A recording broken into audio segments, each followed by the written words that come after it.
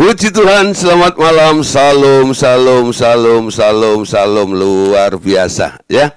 Oke Bapak Saudara, kita masuk dalam minggu yang baru ya. Oke, malam hari ini kita melanjutkan pelajaran kita tentang otoritas gereja ya. Masih tentang hal itu, bagaimana tubuh Kristus dan otoritas gereja. Kemarin sudah kita bahas tentang bagaimana tubuh Kristus yang dibentuk oleh Tuhan Yesus ini diberi otoritas oleh Allah.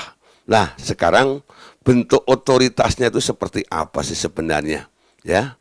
Nah, Saudara, malam hari ini kita lihat. Ternyata gereja itu sekarang dipercayakan kunci.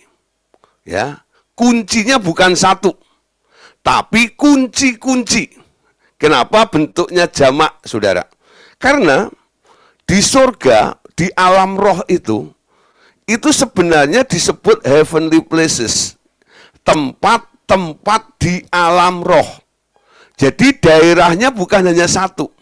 Contoh ya, di alam roh itu ada yang namanya Hades. Di alam roh itu ada yang namanya Gehenna. Ada yang namanya Tartarus, ada yang namanya Firdaus, ada yang namanya tahta Allah Bapa, dan tempat-tempat yang lainnya masih banyak sekali. Ya, nah setiap tempat itu memiliki pintu akses. Setiap orang atau makhluk yang mau masuk kepada daerah-daerah tertentu itu harus bisa membuka pintunya atau aksesnya. Nah, mereka harus tahu kuncinya apa. Nah, gereja Tuhan yang dibentuk oleh Tuhan Yesus ini, ternyata sekarang Anda semuanya yang termasuk anggota tubuh Kristus, Anda diberi kunci kerajaan surga atau daerah-daerah wilayah di alam roh. Ya. Nah, sekarang kita lihat materi kita. Otoritas atas suatu daerah itu sering digambarkan dengan sebuah kunci. Kepada orang percaya diberikan kunci-kunci kerajaan surga atau alam roh. Ya. Nah, Saudara, kalau kerajaan surga, bicara tentang kerajaan surga, itu sebenarnya adalah bicara tentang alam roh, ya. Nah, kunci itu adalah otoritas atas suatu daerah yang digambarkan oleh Tuhan Yesus dalam bentuk kunci yang telah dipercayakan kepada orang-orang yang percaya, yakni tubuh Kristus itu. Kapan itu dikatakan oleh Tuhan Yesus? Mari kita lihat dalam Matius pasal 16 ayat 18 sampai ayat yang ke-19. Ya. Matius 16 ayat 18 sampai ayat yang 19. Tuhan Yesus berkata, "Dan aku pun berkata kepadamu, engkau adalah Petrus, dan di atas batu karang ini aku akan mendirikan jemaatku, dan alam maut tidak akan menguasainya. Kepadamu akan kuberikan kunci kerajaan surga. Apa yang kau ikat di dunia, ini akan terikat di surga, dan apa yang kau lepaskan di dunia ini akan terlepas di surga." Bapak Saudara, mungkin Bapak Saudara sering membaca ayat ini ya. Malam hari ini saya ajak untuk memperhatikan secara saksama, ya, lebih detail lagi. Anda lihat, ini adalah perkara yang dipercayakan oleh kepala gereja, yaitu Tuhan Yesus, kepada tubuh Kristus, yaitu gerejanya yang ada di muka bumi ini. Yesus berkata, Petrus ini Anda ganti dengan gereja masa kini Anda dan saudara, ya, kita semuanya yang hadir pada malam hari ini ya. Aku pun berkata kepadamu, engkau adalah Petrus. Ya, gereja Tuhan. Dan di atas batu karang ini, yang disebut batu karang ini ya Petrus ini. Petrus ini Petros. Petros itu artinya batu karang tapi kecil. Kalau Yesus itu batu karang gunung besar, ya. Nah, di atas Petrus ini aku akan mendirikan jemaatku dan alam maut tidak akan menguasainya. Perhatikan saudara, kekuatan, kuasa, otoritas yang diberikan oleh Tuhan Yesus kepada gereja Tuhan yang dibangun di muka bumi ini, wow, keren, dahsyat, luar biasa. Sampai dikatakan tadi bahwa alam maut tidak akan menguasainya. Kalau kita mendengar kata alam maut, semua udah ketakutan ya. Nah, siapa penguasa alam maut? Anda tahu ya, yang ada di sana itu siapa sebenarnya? Di alam maut itu. Tak lain tak bukan Abaddon sebenarnya ya. Nah, jadi Lucifernya memimpin pergerakan dengan sistem dunia ini, Abaddonnya yang menunggu di alam maut sana. Ya, nanti pada akhir zaman terjadi penyerahan tongkat estafet. Kenapa?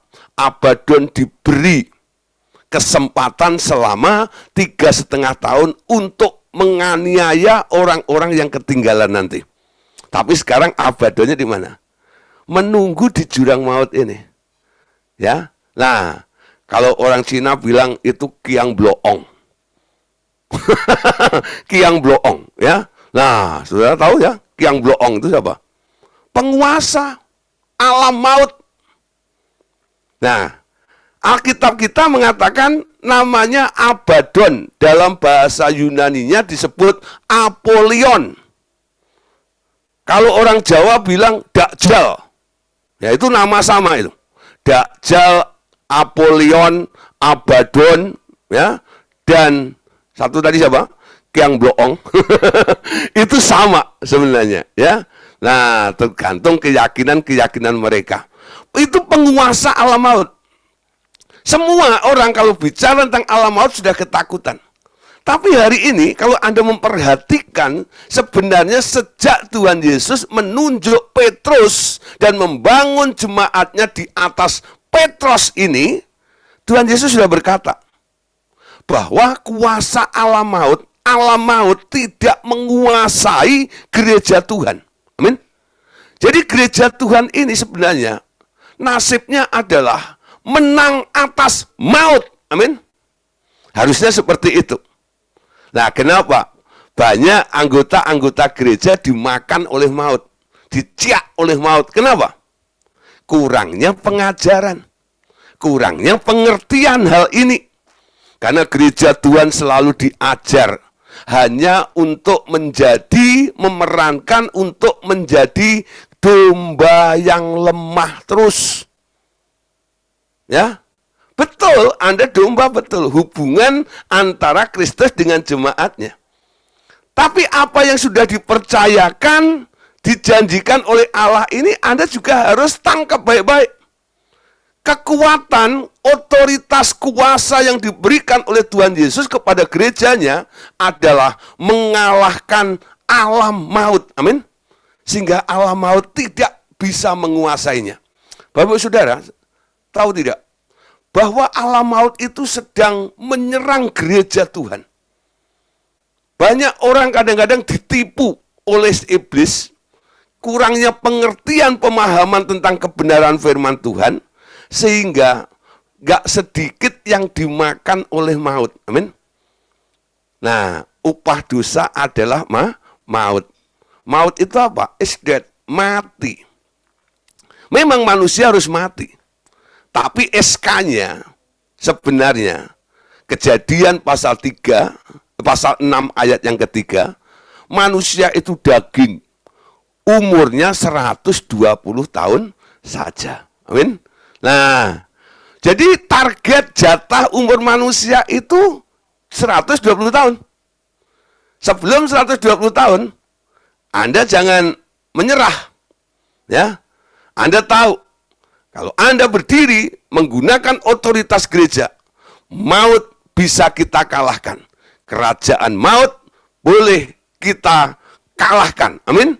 Nah, isinya, penghuninya, kerajaan maut ini, ya, itu perlu diperdamaikan dengan Allah. Ya, bukan dibinasakan kalau ketemu dengan Anda. Amin. Yang dihancurkan apa? Kuasanya, kerajaannya. Perhatikan ya. Nah, penguasa-penguasa yang di sana, kalau mengganggu Anda, ketemu dengan Anda harus lakukan dulu ya peperangan secara persuasif dulu. Tawarkan jalan damai dengan Bapak terlebih dahulu. Nah, Bapak Saudara, saya tidak bicara tentang hal itu, tapi kita lihat bahwa gereja Tuhan dijanjikan menang atas maut. Amin. Nah, berikutnya, kepadamu akan kuberi kunci. Nah, kalau dalam Alkitab bahasa Indonesia kita ini, ya, seolah-olah cuma satu. Karena dipakai kata kunci. Nanti kalau Anda baca dalam bahasa Inggrisnya pakai case. Ya, bukan key, ya. Jadi bentuknya jamak. Kunci-kunci kerajaan surga. Sehingga apa yang kau ikat di dunia ini akan terikat di surga, dan apa yang kau lepaskan di dunia ini akan terlepas di surga. Surga dalam pengertian alam roh. Ya, gerejanya di mana? Gerejanya di bumi. Yesus membangun gerejanya di bumi. Kalau Anda perhatikan kondisi Anda, kakimu masih menapak di bumi, bukan? Ya, memang gereja ini ditaruhnya di bumi. Tapi perhatikan, karena Bapak Ibu Saudara sebagai gereja yang didirikan oleh Tuhan, diberi kunci-kunci, sekarang walaupun dari bumi ini, Anda bisa mengatur segala sesuatu, mengubah segala sesuatu yang ada di alam roh. Amin. Ya. Nah, kalau kita bicara atau belajar tentang bekerja di alam roh, kita mengerti ya. Kalau Anda menyembuhkan orang sakit, saya sering ceritakan begini ya. Jadi kalau Anda ketemu dengan orang sakit di depan Anda, manusia itu punya dua tubuh. Tubuh jasmani, tubuh fisik, dan tubuh roh, bukan? Betul? Nah, ketika Anda menyembuhkan atau mau mengubah keadaan orang itu, Anda garap di mana? Memang Anda dari bumi ini, tapi yang Anda garap dimensi rohnya atau dimensi fisiknya. Kebanyakan Anda melakukannya, yang Anda kerjain adalah dimensi fisiknya ya. Ditepok-tepok, dipijit-pijit, dioles-oles minyak, didorong-dorong. Kayak gitu ya. Nah, coba saudara, kalau Anda menangkap, gereja Tuhan juga diberi otoritas atau kunci untuk melakukan intervensi di alam roh. Kalau Anda bisa melihat tubuh roh orang itu, Anda bisa melakukan perubahan di alam roh juga. Nah, bekerja di alam roh itu jauh lebih mudah, saudara. Kenapa? Karena yang di alam materi ini bentuknya daging. Yang di alam roh, ya roh. Roh itu penurut, daging itu bandel. Amin. Lemah, bandel. Roh itu penurut. Artinya apa? Kalau Anda omongin, roh itu bisa nurut dengan omonganmu. Tapi tubuh fisik ini kalau hanya Anda omongin, dia bandelnya luar biasa. Kenapa? Sudah membaku, sudah keras. Dasar daging. Tapi kalau Anda garap di alam roh, itu jauh lebih mudah. Amin. Nah, oleh sebab itu, Anda sebagai orang beriman harus bisa melihat apa yang tidak kelihatan. Apa yang tidak kelihatan? Ya alam roh, tubuh roh. Iman itu melihat apa yang tidak kelihatan. Mulai kesadaran tentang fakta daripada semua materi fisik ini, ya, ini jangan menghambat atau menghalangi tentang materi-materi yang ada di alam roh. kesadarannya harus mulai dibangun. Saya memulai dengan prinsip begini, bahwa alam roh lebih real daripada alam materi. Alam materi itu hanya gambar dari apa yang ada di alam roh. Ya, gambar sama aslinya penting mana? Penting aslinya. Nah, saya mulai berfokus, melatih, melihat setiap ketemu kasus, setiap ketemu masalah dalam diri seseorang, walaupun kadang-kadang juga nggak bisa nembus, nggak berhasil, tapi saya terus berusaha. Untuk apa? Saya tidak mau melihat faktanya, tubuh dagingnya. Di balik tubuh daging ini, pasti ada tubuh rohnya. Amin. Ini harus dilatih, didevelop dalam diri Anda ini. Karena gereja Tuhan diberi otoritas untuk melakukan sesuatu kepada apa yang ada di alam roh. Perhatikan ya. Kepadamu akan kuberikan kunci-kunci kerajaan sorga. Bukan kunci-kunci brankas. Bukan kunci-kunci gedung-gedung di dunia ini, bukan. Tapi Yesus mengatakan, kunci yang diberikan itu adalah kunci untuk membuka daerah-daerah apa saja yang ada di alam roh. Nah, menyadari bukan sekarang? Ya, sehingga apa yang kau ikat di dunia ini akan terikat di surga, dan apa yang kau lepaskan di dunia ini akan terlepas di surga. Amin. Jadi Anda lakukan direct dari bumi ini untuk mempengaruhi, mengubah segala sesuatu yang ada di alam roh atau kerajaan surga. Amin. Nah, saudara, sekarang kita melihat, kalau zaman Tuhan Yesus itu, Tuhan Yesus menegur para ahli Taurat, orang-orang Farisi, ya, khususnya ahli-ahli Taurat. Disebut ahli Taurat itu kalau sekarang mungkin STH, MTH, Doktor, MDiv, dan sebagainya. Ya, saya tidak menghina gelar teologi ya. Saya sendiri juga teologi ya. Ya, sekolah Alkitab. STH juga ya, tapi sudah tak tinggi hati. Saya STH juga gitu ya. Nah, tapi maksud saya begini saudara, kadang-kadang ya, pengetahuan tentang teologi kita ini memblokir, bahkan mempengaruhi orang-orang lain juga, menutup kunci-kunci yang diberikan oleh Yesus kepada gerejanya. Ya, perhatikan dalam Lukas pasal 11 ayat yang ke-52. Tuhan Yesus menegur para ahli Taurat. Dia katakan begini, celakalah kamu, hai ahli-ahli Taurat, sebab kamu telah mengambil kunci pengetahuan. Kamu sendiri tidak masuk ke dalam, dan orang yang berusaha untuk masuk ke dalam, kamu halang-halangi. Wow. Ya, mengambil kunci pengetahuan. Jadi banyak sekali. Contoh ya, kalau bicara tentang miracle, tentang mujizat, walaupun orang itu sekolah teologi ya, ngerti tentang kebenaran firman, tapi ketika dihadapkan dengan ya sesuatu yang sifatnya supranatural, mereka mulai bingung. Lalu mereka bilang ini, nah sekarang, zaman sekarang kan sudah canggih. Buat apa dokter? Kan sekarang udah banyak apotek. Dibangun pabrik-pabrik farmasi semuanya. Wah ya. Nah, ya kalau sakit ya dah, sekarang ini pergilah ke rumah sakit. Ya, cari dokter spesialis. Minum obat banyak-banyak.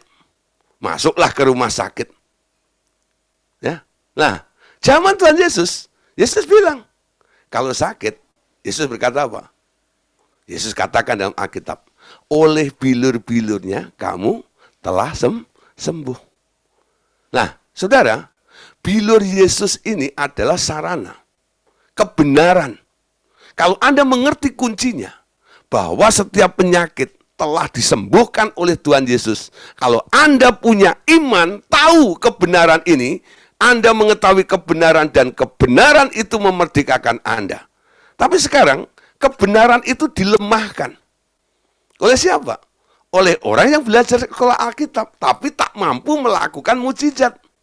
Mereka hanya pandai berkhotbah. Ya. Tapi kalau sudah masalah healing, kesembuhan, mereka angkat tangan. Ya, mereka angkat tangan. Wah, sekarang banyak sekali saudara ya, orang-orang yang ya dalam tanda kutip hamba Tuhan karbitan banyak sekali. Mereka bisa menasihati orang, ya, nggak bisa ngomong begini-gini, menarik perhatian orang banyak, masanya banyak, langsung populer, ya. Tapi saudara, ya, mengenal kunci, mendapatkan kunci kerajaan itu merupakan hal yang harus disadari dan diketahui oleh gereja Tuhan. Ahli-ahli Taurat, ya, tadi dikatakan berarti mengambil kunci pengetahuan itu. Saya satu kali debat, ya bukan saya yang memulai, tapi mereka yang memulai, ya. Satu kali saya diundang khotbah, satu kelompok. Ini kelompok sebenarnya adalah persekutuan para pekerja-pekerja. Ada yang pekerja-pekerja, ada juga pendeta-pendeta, ada di situ gitu ya. Nah, kalau di daerah-daerah itu biasanya mereka memakai nama garis depan, biasanya gitu ya. Nah, kelompok garis depan di sini, ini dan itulah. Semacam itulah kira-kira. Nah, waktu saya ada di daerah itu, nah mereka tahu saya ada di situ, saya diundang untuk mengisi acara itu. Nah, kebetulan Pak Gideon, bolehlah bagi-bagi pengajaran. Ini hamba-hamba Tuhan semuanya. Oke, saya bagi saudara. Saya bicara tentang iman. Iman yang mengalahkan dunia. Apa itu iman? Iman melihat apa yang tidak kelihatan. Iman itu menembus daerah-daerah kemustahilan. Karena Yesus berkata, jikalau kamu memiliki iman sebesar biji sesawi ini saja, kamu dapat berkata kepada gunung itu, pindahlah ke laut, dan gunung itu pun akan pindah ke laut. Saudara, semua di sini hamba-hamba Tuhan, bukan? Saya bilang, ya. Sekarang coba nih, kalau hari ini, firman ini apakah masih relevan atau tidak? Lalu mulai sudah ricu, bingung gitu. Nah, sekarang coba. Siapa yang masih percaya bahwa gunung itu bisa dipindahkan? Siapa yang tidak percaya kalau gunung itu sekarang tidak bisa dipindahkan? Ya, lalu mereka mulai menjawab, begini loh Pak maksudnya. Yang dimaksud gunung ini adalah gunung persoalan, bukan gunung beneran Pak. Oke, saya bilang, nah siapa lagi? Ya. Begini loh Pak, yang dimaksud gunung ini adalah gunung hutang. Ya, lalu saya bilang gini, oke Bapak Saudara yang menjawab tadi, yang menjawab gunung persoalan, memang persoalanmu segunung. Ya, yang menjawab tadi, ini gunung adalah gunung utang, memang utangmu segunung. Tapi, ya, kita perhatikan cerita kisah ini. Ketika Tuhan Yesus berbicara tentang iman sebesar biji sesawi itu, lalu dia berpaling kepada satu, ya, fokus kepada objeknya. Apa yang ditunjuk Yesus? Yesus menunjuk gunung, bukan? Yesus itu menunjuk gunung. Nah, Yesus menunjuk gunung. Kalau kamu punya iman, gunung itu loh. Gunung apa? Gunung beneran. Bisa beranjak, pindah ke laut. Lalu mereka ramai-ramai nyerang saya, saudara. Nah, kalau Pak Gideon masih percaya, ayo Pak, ya, kita sekarang keluar dari ruangan ini. Karena di sebelah sana ada gunung. Ya, di sini gunung, di sana gunung. Di tengah-tengah pohon kelapa. Di sini bingung, di sana bingung. Enaknya makan kelapa. Nah, saya bilang, nggak usah keluar, saya bilang. Bukan saya takut, tapi sekarang saya bilang begini, ya. Sekarang Anda harus mengerti apa yang dimaksud dengan iman yang kecil sebesar biji sesawi itu. Itu bukan imannya manusia. Itu imannya Yesus. Imannya Allah. Kalau kamu punya imannya Allah, bukan imanmu, artinya apa? Bukan kamu yang pengen gunung itu pindah. Tapi Tuhan yang pengen gunung itu pindah. Dan dia kasih tahu kamu, aku mau gunung itu kamu pindahkan. Iman timbul dari pendengaran dan pendengaran oleh firman Kristus, bukan? Kalau Tuhan bilang gunung itu akan dipindahkan oleh Tuhan, Anda tinggal kasih komando, hei gunung, sekarang silahkan pindah. Gunungnya pindah nggak? Pindah. Kenapa bisa pindah? Karena Tuhan yang mau. Nah, saudara, kadang-kadang seperti hal ini loh. Hal-hal yang tidak mereka mampu lakukan, lalu mereka mulai menurunkan nilainya, standarnya. Menutup kunci-kunci pengetahuan. Karena kamu tidak masuk, kamu menghalang-halangi orang lain juga nggak boleh masuk. Ngerti maksud saya, saudara ya? Yesus menegur para ahli Taurat. Kamu mengambil kunci pengetahuan. Kamu sendiri tidak masuk ke dalam, dan orang yang berusaha untuk masuk ke dalam kamu halang-halangi. Nah, kalau Bapak Ibu Saudara jadi orang yang dihalang-halangi oleh orang semacam ahli Taurat ini, apa sikap Anda? Jangan mau dihalang-halangi. Ya. Kalau kamu nggak mau masuk, jangan halangin aku untuk masuk dong. Ya. Mujizat itu masih ada sampai saat ini. Karena gereja Tuhan bisa intervensi, bisa melakukan sesuatu ya kepada daerah-daerah di alam-alam roh. Itu kuasa. Kunci yang dipercayakan oleh Tuhan Yesus kepada gerejanya. Amin. Nah, saudara, kuncinya ada di mana? Ada di tangan Anda. Amin. Sekarang kuncinya ada di dalam diri Anda. Saya ingat dulu, ya, ketika saya ikut tahun-tahun 80-an, 88, 89. Saya masih praktek di GPDI Nganjuk. Lalu saya ikut seminar ke Goskit Surabaya. Yang berbicara itu seorang hamba Tuhan, namanya T.L. Osborne.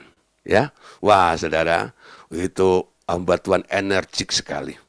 Dan ketika dia bikin tantangan, ya, dia katakan, semua yang ada di tempat ini, coba angkat tanganmu, kepalkan tanganmu, lalu buka tanganmu. Setelah kamu kepalkan dan kamu buka, apa yang kamu lihat di telapak tanganmu? Semua orang geleng-geleng, nggak ada apa-apa. Ya, itu semua jawaban secara umum. Tapi T.L. Osborne bilang, ya, tahukah Anda, keselamatan bangsamu ada di telapak tanganmu. Semua bukan tergantung Allah lagi. Tapi sekarang semua tergantung gereja Tuhan.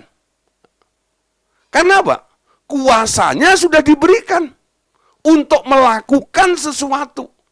Dia mengizinkan Anda untuk melakukan. Nih kuncinya, aku kasih kepada kamu. Amin. Nah, gereja Tuhan harus mengerti tentang power ini. Tentang otoritas ini.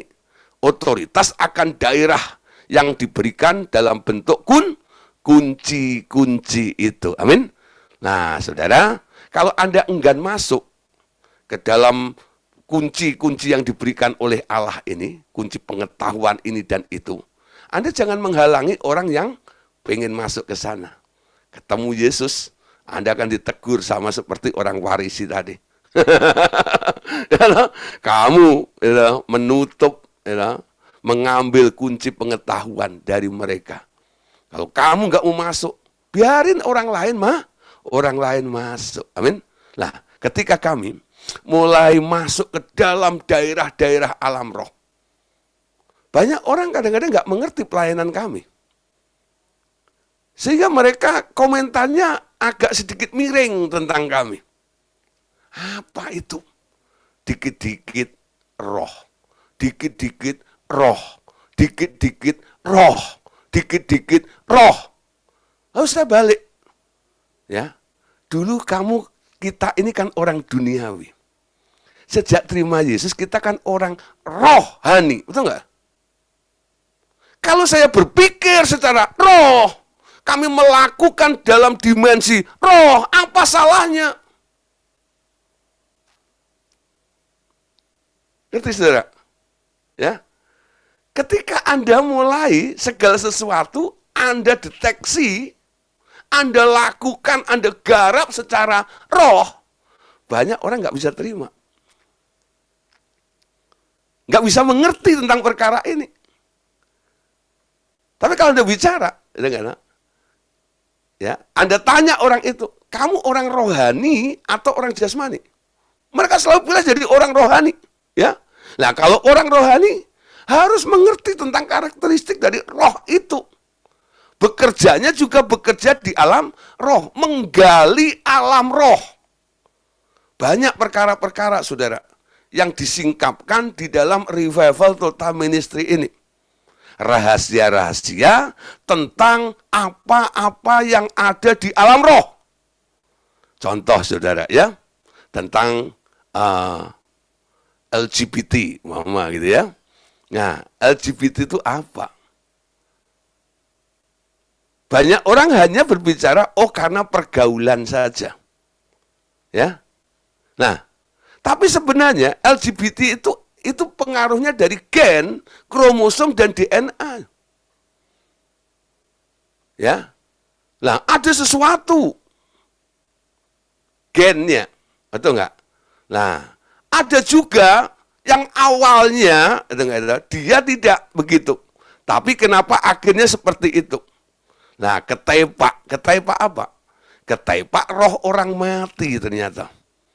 Ketika roh orang matinya Anda keluarkan, orang itu normal kembali. Nah, pengetahuan tentang dunia orang mati ini masih awam bagi orang-orang lain. Tapi kami walaupun dibilang sesat oleh mereka tentang dunia orang mati ini, tapi kami melihat dalam pelayanan kami, banyak orang kami tolong dengan pengetahuan tentang dunia orang mati. Dunia orang mati bukan doktrin, bukan satu-satunya pengajaran di RTM. Di RTM itu banyak sekali macam pengajaran-pengajaran yang lainnya. Salah satunya adalah pengetahuan tentang dunia orang mati. Ya, Anda boleh belajar di RTM tanpa harus mengambil tentang dunia orang matinya. Nggak apa-apa. Ya, tapi yang rugi Anda sendiri. Kenapa kami tetap konsisten memegang pengajaran ini? Karena survei membuktikan sudah berapa kali, ya, kami melepaskan orang, ternyata kasusnya adalah dengan urusan dengan dunia orang mati. Itu tentang alam roh. Karena kami mau masuk ke situ, kuncinya diberikan kepada kami. Yang nggak mau tahu, yang nggak mau masuk, nggak mengerti tentang kuncinya itu, amin. Kuncinya nggak ada pada Anda. Tapi kalau Anda mau menerima pengetahuan tentang dunia orang mati, Anda pegang kuncinya. Kunci daerah dunia orang mati. Amin. Nah, itu pilihan. Kami tidak memaksakan. Orang yang belajar di RTM ini harus mengadopsi pelajaran tentang dunia orang mati. Saya sering bilang, kalau sedang mengajarkan dunia orang mati, Bapak Ibu Saudara, ini adalah makanan keras. Hanya untuk yang dewasa. Yang anak-anak belum siap, ya, nggak usah ikut. Takutnya nanti kena sakit perut, muntaber, mundur tanpa berita. Tidak kembali pada gelombang yang sama. Apa-apaan tuh. Ya. Nah, tapi saya bilang, sebentar ya, jangan lari dulu. Nanti kamu akan melihat kebenarannya, ya, dinyatakan. Betul, Saudara. Tahu-tahu ada masalah dalam keluarganya. Lalu kami diundang. Mata kepala sendiri mereka melihat. Pengetahuan tentang dunia orang mati itu membebaskan keluarga mereka. Ya. Awalnya dia nggak percaya. Sampai akhirnya bilang, Pak, terima kasih. Ya. Ternyata apa yang tidak bisa kami terima ini, itu yang menolong keluarga kami. Nah, sekarang keputusan kepada Anda lagi. Apakah Anda mau menerima pengetahuan, kunci pengetahuan tentang dunia orang mati itu? Ini termasuk bagian salah satu daerah di alam roh. Ya. Daerah roh orang mati. Daerah malaikat-malaikat. Daerah setan-setan. Daerah makhluk-makhluk di alam roh yang lainnya. Nah, nanti Anda akan ketemu banyak kasus di dalam diri seseorang.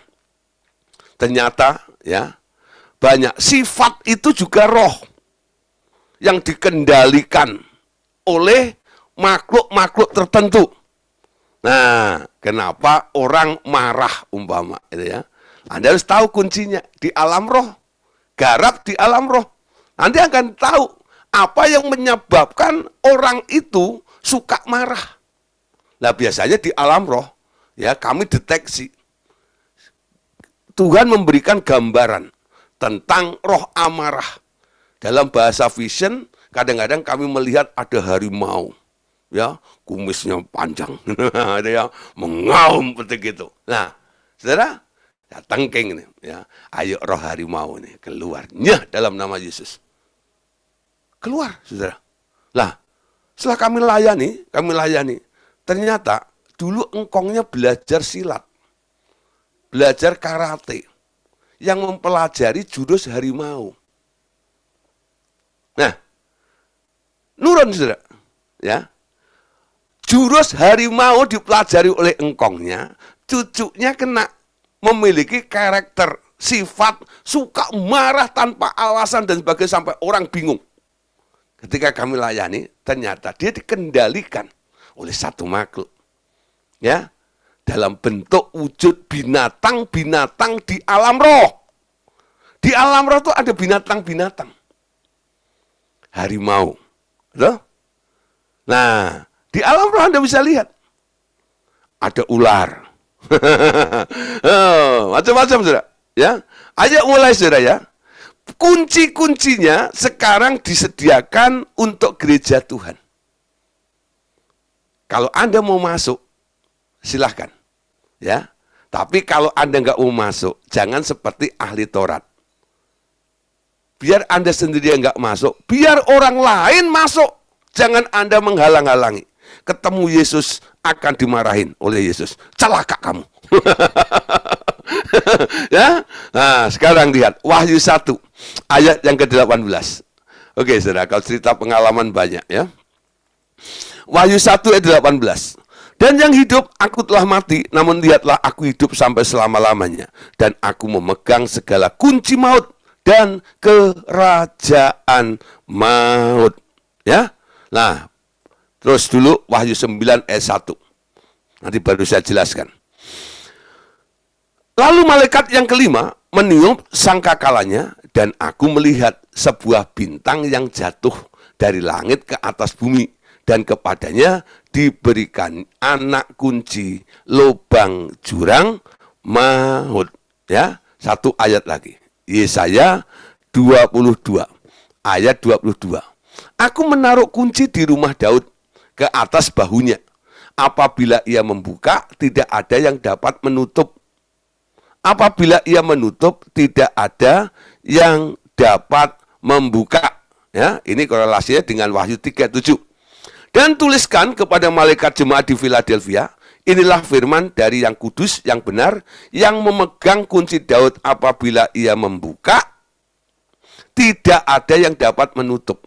Apabila ia menutup, tidak ada yang dapat membuka. Lah, Bapak Saudara, walaupun gereja itu diberi otoritas, kuasa maut tidak bisa menguasainya. Tapi perkara ya memasukkan makhluk-makhluk ke alam maut itu bukan tugas kita. Memerdekakan itu tugas Anda. Umpama ya, dulu zaman-zaman kursus pelayanan pribadi, kita jadi Tarsan Kota. Dilatih penuh dengan kuasa, tengking-tengking setan, ganyang setan, hancurin setan-setan. Lalu pokoknya semua roh itu sekarang aku lempar, buang ke jurang maut semuanya. Wah, saudara, kan kuasanya diberikan kepada kita. Nah, ternyata saudara, tentang jurang maut ini, ya, siapa yang boleh membuka, siapa yang boleh menutup.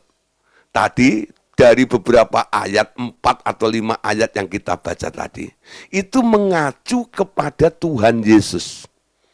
Itu otoritasnya masih dipegang oleh Tuhan Yesus sampai saat ini. Jadi Anda nggak boleh buang-buang makhluk ke alam maut, ke jurang maut, nggak boleh. Jadi kalau habis pelepasan, ya, bersihkan roh-roh itu. Nah, daripada roh-roh itu mengganggu lingkungan itu, Anda kan mulai nih, bereskan, bersihkan ya. Orangnya sudah Anda bersihkan, tempat roh orang keluar, ya, roh yang keluar dari orang itu, rohnya kan ada di sekitar itu juga. Lalu Anda kejar, malaikat surgawi, ya, mari kejar semuanya. Ringkus jadi satu, karungin di sini, ya. Setelah Anda tangkap semuanya, nah sekarang untuk membuangnya, Anda serahkan kepada Tuhan Yesus. Anda nggak punya hak lagi bilang, sekarang aku buang ke jurang maut. Nggak boleh. Dari 5 ayat tadi, tentang siapa yang membuka dan menutup jurang maut, cuma Tuhan Yesus. Amin. Yang pernah masuk ke jurang maut juga Tuhan Yesus. Kalau saya, ya, kami dari Revival Total Ministry melayani roh-roh orang mati, kami tidak turun ke jurang maut. Tidak turun ke Hades. Kalau mereka naik, mereka masuk ke dalam tubuh orang hidup, lalu kami deteksi, nah disitulah kami layani. Amin. Nah, kami tidak membuang lagi roh-roh itu ke jurang maut, sebab otoritasnya sekarang yang pegang adalah Tuhan Yesus. Siapa yang masih doa, lalu perang, lalu tangkepin musuh-musuhnya, dan mulai aku buang, aku lempar ke jurang maut. Siapa? Nah, yang masih doa begitu, sekarang ngerti ya, tentang membuang musuh itu, roh-roh itu sekarang Anda serahkan aja. Malaikat surgawi, bawa pergi keluar ke tempat yang telah ditentukan untuk makhluk-makhluk ini. Dalam nama Tuhan Yesus, sehingga tidak mengotori ruangan di tempat ini. Tujuannya kan mengusir dari tempat ini. Kemana dia dibuang? Nah, yang punya hak adalah Tuhan Yesus. Amin. Serahkan aja kepada Tuhan Yesus. Bukan hak Anda lagi. Nah, sejak kami mengerti tentang rahasia ini, kalau kami mendoakan orang, melakukan pelayanan dan menengking roh-roh dalam diri orang atau dalam rumah-rumah atau gedung-gedung, nah setelah itu kami bereskan, kami tidak buang roh-roh yang keluar terlepas itu ke jurang maut, tidak. Tuhan Yesus, ya, sekarang roh-roh ini bawa, ya, malaikat surgawi juga, nah bawa ini ke tempat yang ditentukannya. Saya nggak mau tahu kemana.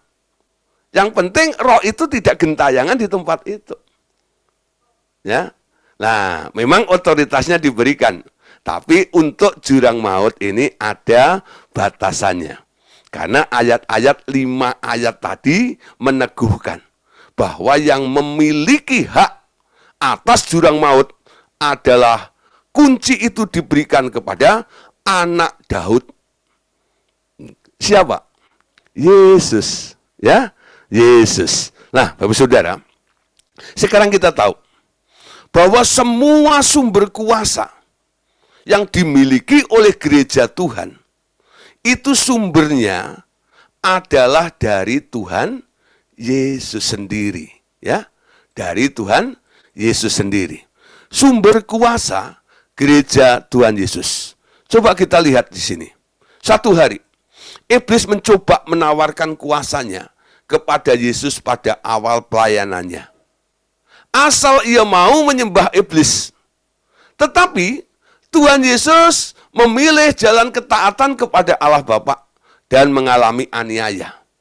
Yesus menang dan memperoleh kuasa dan kemuliaan itu dari Allah Bapa. Kuasa dari tempat maha tinggi itulah yang kini menyertai gereja Tuhan Yesus. Nah, Bapak Saudara, coba Saudara, kalau satu saat atau saat itu, ketika Tuhan Yesus dicobai oleh iblis, lalu Tuhan Yesus menerima tawaran dari si iblis. Yesus jadi berkuasa. Karena iblis bilang, semuanya itu akan kuberikan kepadamu kalau kamu sujud menyembah aku. Ya, nah, lalu Anda jadi gereja yang dibentuk oleh Tuhan Yesus. Yesus berkuasa diberi dari si iblis. Anda jadi berkuasa juga dari Tuhan Yesus. Tuhan Yesus dapatnya dari mana? Dari si iblis. Nah, tapi berita baiknya, ketika saat itu Yesus dicobai oleh si iblis, apa yang dilakukan oleh Tuhan Yesus? Ketika iblis menawarkan kuasa kepada Yesus itu, Yesus memilih jalan ketaatan kepada Allah, walaupun harus melalui atau via dolorosa untuk naik ke atas kayu salib itu. Ketika dia sudah naik di atas kayu salib itu, dia turun ke dunia orang mati, dan Bapaknya membangkitkan dari alam maut itu. Lalu setelah dia bangkit dan penuh dengan kemuliaan, Bapaknya berkata, karena kamu taat, sekarang aku beri nama di atas segala nama. Setiap lutut bertelut, setiap lidah mengaku Yesus adalah Tuhan. Nah, inilah sumber kuasa dari gereja Tuhan. Hasil dari sebuah ketaatan Yesus. Ya, sumber kuasa gereja Tuhan dari Tuhan Yesus. Bagaimana Tuhan Yesus mendapatkannya? Dengan jalan taat melakukan misinya di dunia ini. Walaupun harus mati di kayu salib. Taat. Wow, saudara ya. Bukan hasil pemberian dari si iblis. Banyak orang sekarang mengambil jalan pintas. Mau cepat kaya. Pergi kemana? Gunung Kawi. Ngapain? Cari Mbah Junggo. Pergi ke Cirebon. Ke Gunung Cerme. Saya pergi ke Sragen sana. Ke Gunung Kemukus. Banyak sudah. Saudara jangan lupa. Mereka mencoba meniru, menduplikat apa yang dilakukan Yesus. Yesus untuk mengambil kuasa, memang Yesus juga naik ke atas gunung. Namanya Gunung Golgota, amin. Bukan Gunung Kawi. Bukan Gunung Cerme. Bukan Gunung Kemukus. Ya, atau gunung yang lainnya. Ya. Oh, di Jakarta adanya Gunung Sahari. Ya. Nah, beda lagi itu. Dekat Ancol. Suka banjir. Nah, Yesus rela naik gunung, ya, Kalvari, Gunung Tengkorak itu, untuk menunjukkan ketaatannya. Nah, saudara, sekarang kalau Anda mau punya otoritas, kuasa seperti Yesus, apa yang Anda lakukan? Coba belajar polanya Yesus. Kuasa yang Anda dapat dari sebuah ketaatanmu kepada firman, hasilnya akan luar biasa. Iblis berkuasa enggak? Berkuasa. Bisa kasih duit? Bisa. Bisa menyembuhkan orang? Bisa. Tapi Anda tahu, iblis itu makhluk yang berontak. Betul enggak? Dia tidak taat. Itu bedanya yang membedakan kuasa yang dimiliki oleh Yesus dan kuasa yang dari iblis. Anda mendapatkan, gereja Tuhan mendapatkan kuasa dari pribadi yang teruji dan terbukti dia taat kepada bapaknya. Ya. Bukan karena kudeta, bukan karena pemberontakannya. Ayo. Sekarang Anda harus bisa memilah. Memang sama-sama sakti. Tapi sumbernya dari mana? Kalau sumbernya dari Yesus, ya, itu didapat dari sebuah perjuangan, nilai sebuah ketaatan. Kalau Anda dapatnya dari si iblis, itu manipulasi dari si iblis itu. Ya. Dia kudeta, dia sudah dapat ilmunya ketika dia ada di surga dulu. Tapi pemberontak. Nah, saudara, kalau melihat ya, jangan asal mengejar yang sakti. Tapi Anda harus tahu, ya, sakti tapi buah dari sebuah ketaatan yang dari Yesus. Makanya gereja Tuhan, kita bersyukur. Sumber otoritasnya adalah dari Tuhan Yesus. Lukas 4 ayat 6. Ini ayatnya. Kata iblis kepadanya, segala kuasa itu serta kemuliaannya akan kuberikan kepadamu. Ya. Sebab semuanya itu telah diserahkan kepadaku. Dan aku memberikannya kepada siapa saja yang ku kehendaki. Nah, ada kata kuasa, ada kata kemuliaan. Dua perkara ini ditawarkan kepada Tuhan Yesus. Akan kuberikan kepadamu. Dan kenapa iblis bisa memberikan kuasa, kemuliaan atau menawarkan kuasa dan kemuliaan itu kepada Yesus kala itu? Iblis punya alasan. Sebab semuanya itu telah diserahkan kepadamu dan aku memberikan kepada siapa saja yang ku kehendaki. Nah, gimana ceritanya saudara? Kok iblis itu sekarang punya kuasa? Bagaimana ceritanya? Nah, Bapak Saudara harus bisa menjawab ya. Kalau ditanya tentang ayat ini. Maksudnya apa? Apakah iblis ini nggak bohong? Bahwa semua kuasa itu telah diserahkan kepada si iblis. Kapan Allah Bapa itu menyerahkan kuasa itu kepada iblis? Ada nggak ayatnya? Anda cari nggak ada. Tapi kenapa iblis itu ngomong gitu kepada Tuhan Yesus? Apakah Tuhan Yesus itu anak kecil yang bisa dibohongin loh? Ya enggak. Iblis tidak bohong dalam perkara ini. Dia ngomong kebenarannya. Kebenarannya bagaimana? Saudara, ketika Allah menciptakan manusia, manusia ditaruh di Taman Eden. Lalu Tuhan berkata, berkuasalah. Artinya apa? Tuhan Allah memberikan otoritas kepada Adam. Ya.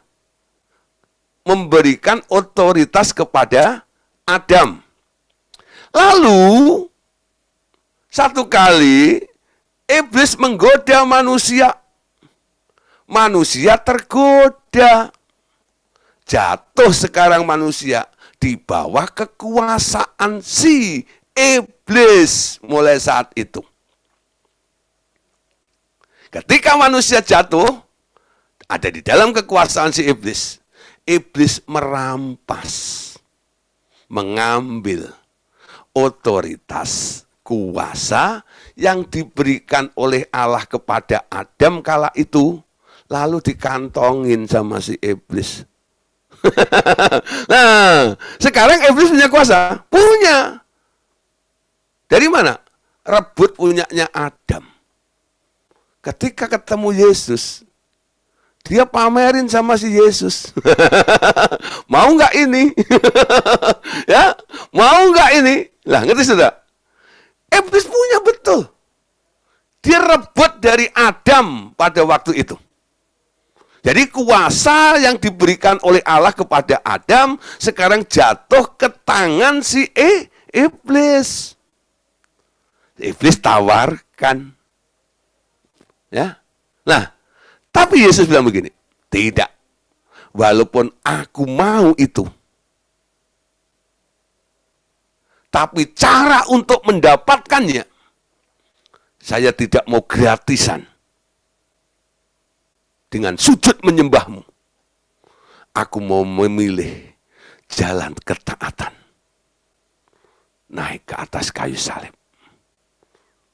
Lalu mulai transaksi. Kamu dulu tipu manusia. Ya. Kamu mengejar, menghisap darah manusia. Sekarang, daripada kamu kejar-kejar darah manusia itu, nyawa manusia ini, sekarang, aku berikan nyawaku. Mau nggak kamu minum darahku ini? Wah, saudara. Si iblis dengar tawaran Yesus ini kaget. Ketika dia minum darah manusia kan darah orang berdosa, betul nggak? Darahnya kotor. Keinginan-keinginan nyawanya itu sudah mengandung unsur-unsur yang buruk, betul nggak? Ketika ditawarkan darah Yesus yang kudus, darah Yesus yang suci itu. Wow. Si iblis bilang gitu. Mau banget nih. Ya. Tapi persyaratannya gini. Aku berikan darahku. Kamu lepaskan cengkramanmu. Manusia-manusia yang ada di dalam cengkramanmu itu. Lepaskan semuanya. Yaitu mereka yang percaya kepadaku. Oke? Deal? Deal. Wah. Oke. Yesus naik di atas kayu salib. Tetes demi tetes darah mulai tercurah. Ketika iblis melihat darah Yesus mulai tertetes itu, dia mulai ada di bawahnya mangap. Mau minum darah iblis, darah Tuhan Yesus itu. Tapi apa yang terjadi? Dia nggak sadar. Darah Yesus itu terlalu suci. Darah Yesus terlalu kudus. Sementara iblis itu dosanya luar biasa. Ketika minum darah Yesus, muntah dia. Gak kuat, saudara. Tapi perjanjian sudah. Aku berikan darahku ya. Tapi dia gak sanggup meminum darah Yesus. Akhirnya darah Yesus itu dipersembahkan kepada Bapa di surga. Amin. Tidak diberikan kepada si iblis. Iblis nggak dapat apa-apa. Nah, Yesus kembali menerima otoritas Adam itu. Dulu ditipu oleh si iblis. Sekarang otoritasnya ada di dalam Yesus lagi. Amin. Ketika Tuhan Yesus mau naik ke surga, dia panggil murid-muridnya. Sini murid-muridku, kumpul semua sini. Ya. Semua yang kuterima dari Bapa, sekarang aku berikan kepadamu. Segala kuasa ini aku berikan kepadamu. Kepada gereja. Jadi kuasanya sama seperti apa yang pernah didemonstrasikan yang dimiliki oleh Tuhan Yesus kala itu. Itu kuasa, otoritas yang diberikan oleh Allah, ya Tuhan Yesus kepada gerejanya. Ingat ya. Jadi gereja sekarang bersyukur. Karena apa? Otoritas yang Anda dapat itu sumbernya dari Tuhan Yesus yang rela taat, hasil dari sebuah ketaatan. Matius pasal 28 ayat 18 sampai 20. Nah, ini yang saya katakan tadi ya. Yesus mendekati mereka dan berkata, kepadaku telah diberikan segala kuasa di surga dan di bumi.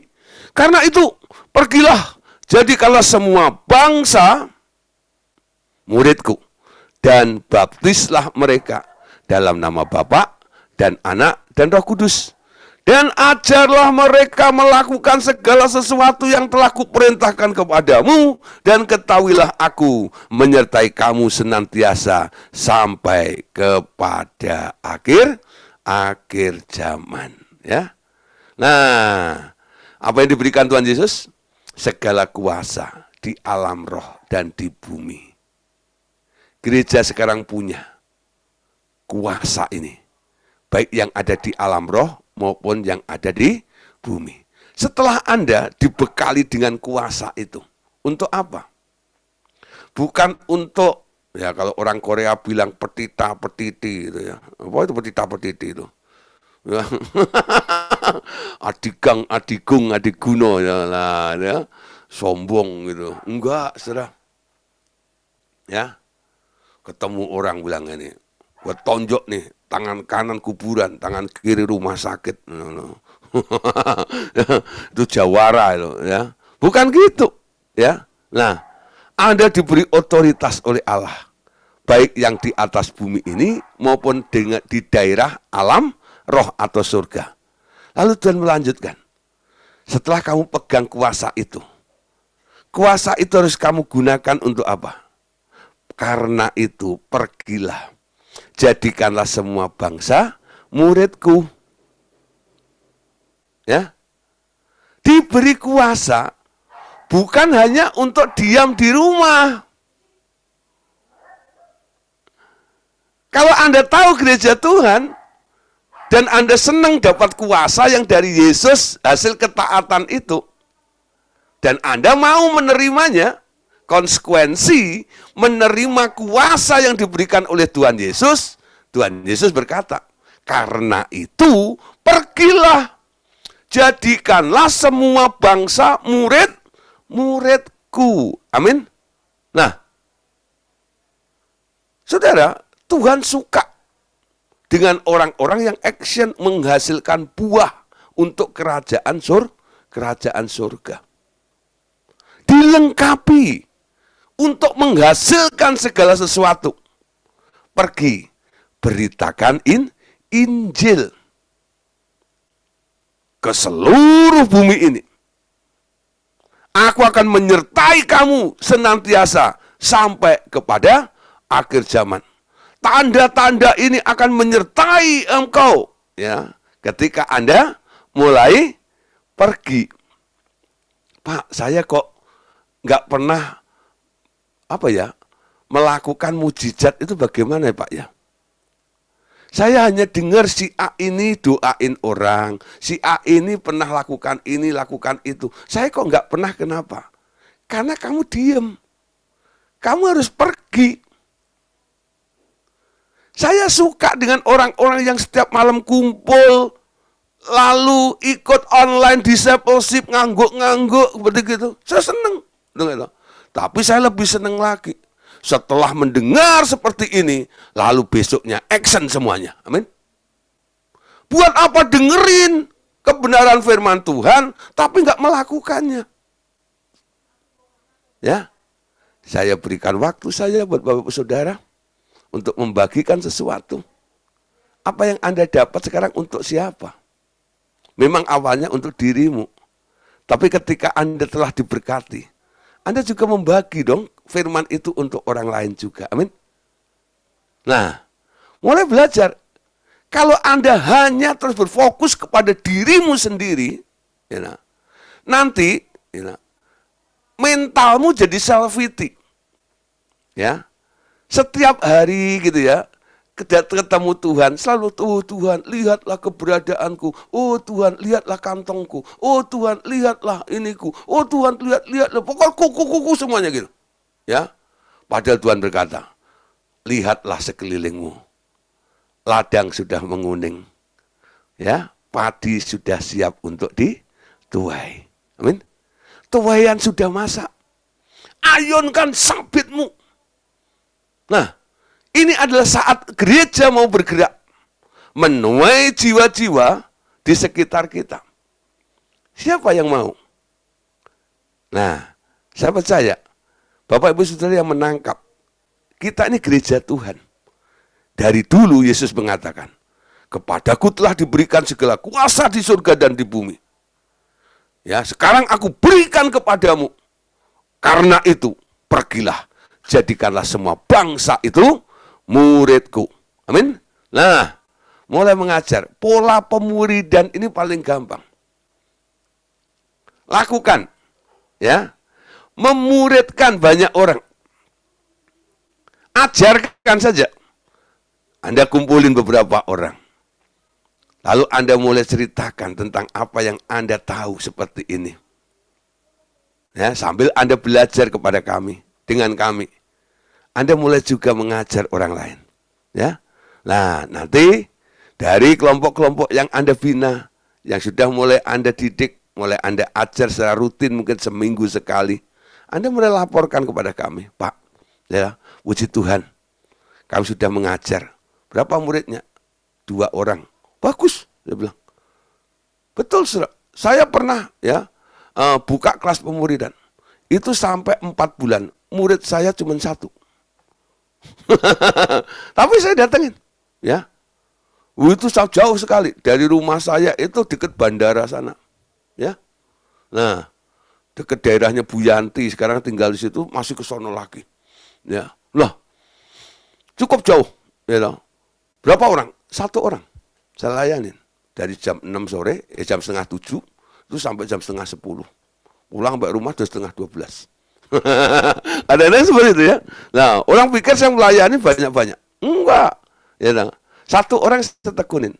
Lama-lama Tuhan tambahkan. Ya. Satu keluarga ini mulai memenangkan tetangganya, memenangkan sahabatnya. Dari 1 murid tadi ini, saya mulai ini tambah. Akhirnya dalam waktu 1 tahun, jadi 5, jadi 6 orang. Terus bertambah, bertumbuh. Dimulai dari 1 yang Anda tekunin. Ya. Walaupun saya sudah senior ya dalam mengajar seperti ini, ya. Dalam kelas pemuridan belum tentu yang saya layani itu jumlahnya banyak, tidak. Malah kami kadang-kadang kalau sudah lebih dari 25 orang, nah, itu menurut saya terlalu banyak. Karena itu sudah bukan kelas pemuridan. Itu sudah mirip dengan persekutuan doa. Ya. Sehingga kita nggak bisa share ya antara satu dengan yang lainnya. Nah, maksimalnya ya saya kadang-kadang itu 20 orang gitu. Nanti kalau udah di atas begitu karena saya pecah. Ya. Nah, saya pecah. Supaya apa? Kami bisa mengenal mereka dan mereka bisa curhat dengan kita. Masalahnya jadi tercover semuanya. Ya, lah Bapak Saudara, ini kan online. Kalau online begini mau 1000 ya nggak apa-apa. Dari Sabang sampai Merauke, sampai luar negeri, oke saja nggak masalah. Ya nggak tahu. Nah nanti kalau sudah onsite ya, offline, nah kita ada di kelompok-kelompok begitu. Nah kelompoknya di setiap daerah. Nah mulai awalin malam hari ini, mulai pandang sekelilingmu. Ada target-target yang siap untuk dimuridkan. Dan mulai Bapak Saudara mulai melapor, Pak, saya mau memuridkan ini. Oke, nanti kami pantau, ya, kami pantau, kami bimbing, ya, sampai akhirnya, nah nanti kita akan putuskan, ya, pastikan laporkan ke pusat, ya, nanti pusat akan mengangkat Bapak Ibu Saudara menjadi pengajar-pengajar di RTM ini ya. Nah, Bapak Saudara, malam hari ini ya kita belajar dulu tentang sumber sampai kepada sumber otoritas itu ternyata dari Tuhan Yesus. Amin. Nah, besok kita akan lanjutkan pelajaran kita bagaimana kuasa mengikat dan melepaskan. Nah, kuasa mengikat dan melepaskan, tapi bukan mengikat dasi seperti ini, bukan ya. Mengikat dan melepaskan apa yang diikat dan apa yang dilepaskan. Amin. Nah, kita dalam doa kadang-kadang, aku ikat dalam nama Yesus, aku lepaskan dalam nama Yesus. Ketika Anda ngomong begitu, Anda ngerti nggak istilah tentang mengikat dan melepaskan itu? Apa artinya mengikat dan apa artinya melepaskannya? Besok akan saya jelaskan. Ya, Bapak Saudara, puji Tuhan, malam hari ini terima kasih atas kebersamaannya. Tuhan Yesus memberkati kita semuanya. Amin.